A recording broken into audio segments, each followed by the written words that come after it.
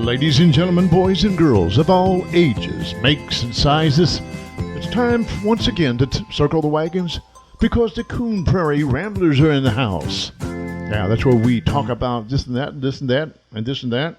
And along to help us talk about them things we're going to talk about, we got Luke, the rebel without a clue. Let's roll, brother. And we got me, the amiable, affable man about town, fleet of foot, debonair, and the mailman from Melville. And we have a guest, a special guest, all the way from, where are you from? Everywhere. Everywhere. We got, that's somebody else over there. We've got Josh Lane. How you doing, buddy? I'm doing pretty good, sir. How are you? And Josh Lane is a visiting temporarily at our church, or kind of living at our church in a way, off to the side. He's a missionary to the Dominican Republic. And I don't know, I haven't asked him any questions because I was going to save all the questions for right now. Where's the Dominican You're in trouble. Republic? Oh, no, I know where the Dominican Republic is. It's next to Haiti, which is next to Puerto Rico. It's on the same island, isn't it? It's on the same island, yes, sir. Same island. Oh, over there, that voice, that strange voice, that's Mark in the morning, our producer. Yeah. You're the one that read up on I must have read the different history book. You get it off Wikipedia or what? I know tell what you found there. That I don't know. I think Okay. that's totally wrong. Anyway, it's on the island of Hispaniola, Hispaniola. which is the first island that Christopher Columbus discovered in 1492 when he sailed the ocean blue. Oh, that was the Bahamas. No, he did. Well, it's he close. did It's land. it's just under the Bahamas. No, He landed in what is now Santo Domingo, Dominican Santo Republic. Domingo. Yeah. Yes, Yeah, which is the He's kind of a big deal down there, I think. he is kind of a big deal. Santo Domingo is the head city. What's in charge of Dominican The Republic? total opposite of me. I'm not a big deal. You're not a what? No, I'm not a big deal. Oh, I want to ask him something, though. yeah. We were talking about it off the air before he got here because our youth pastor that used to be at our church over at First Baptist, Michael, his wife's named Ambar, and she's from the Dominican.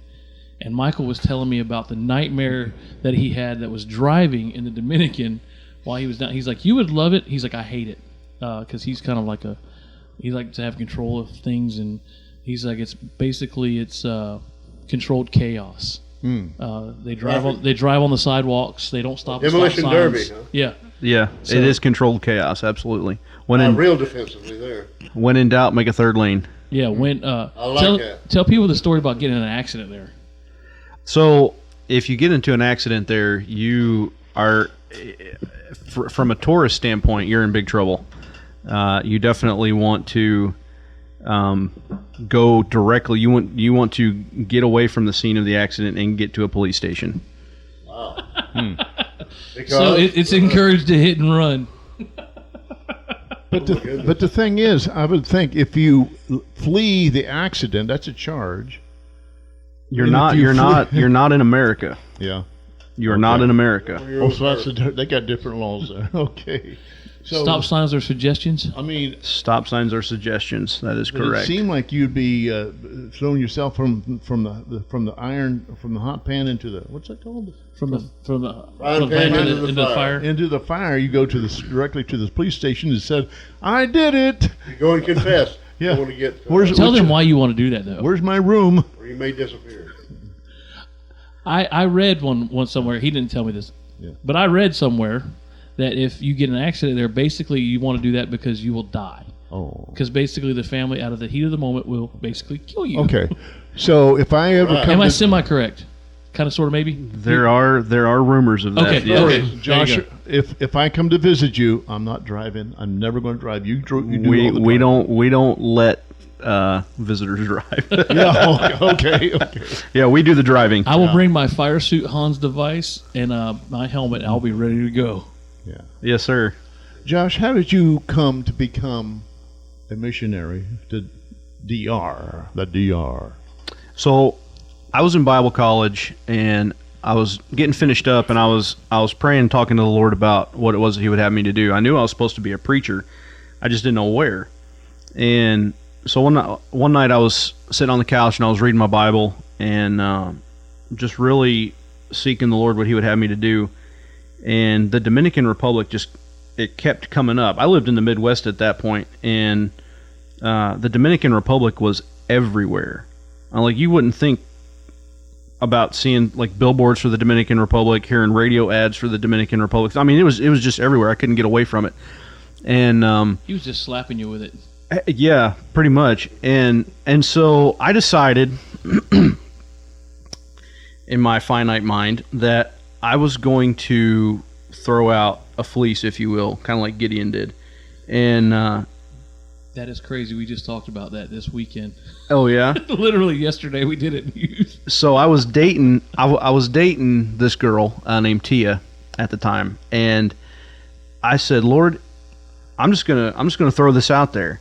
And I didn't tell anybody. This was just between me and God, and we were sitting there talking, me and him. And I know that sounds crazy if some of you listening are non-believers, but No. but anyway, so we were sitting there talking, and I told the Lord, I said, "Listen, if Tia is the woman I'm supposed to marry, and the Dominican Republic is where you want me to go, then just confirm it through her."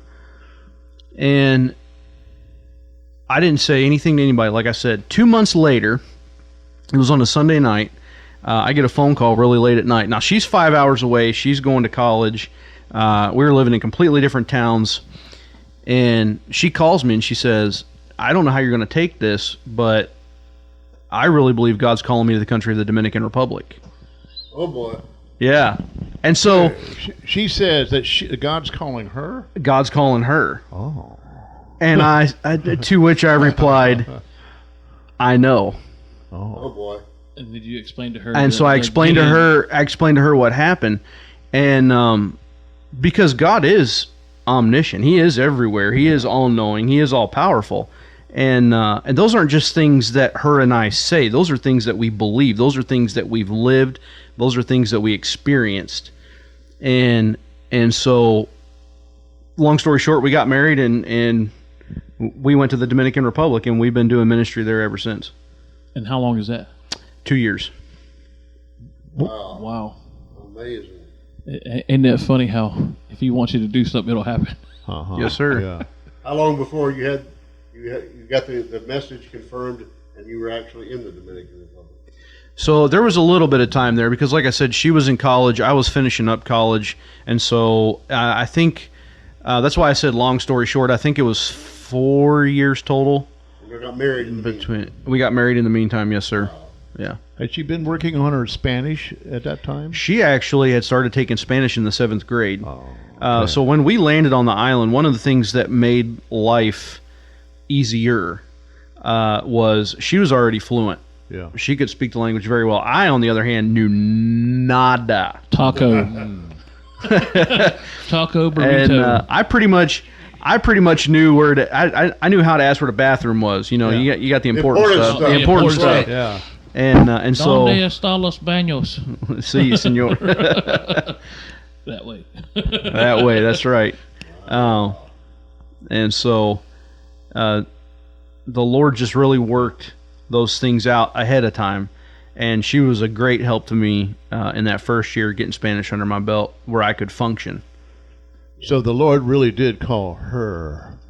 Then He called you, or I would say He called us called together. them He called us, yeah.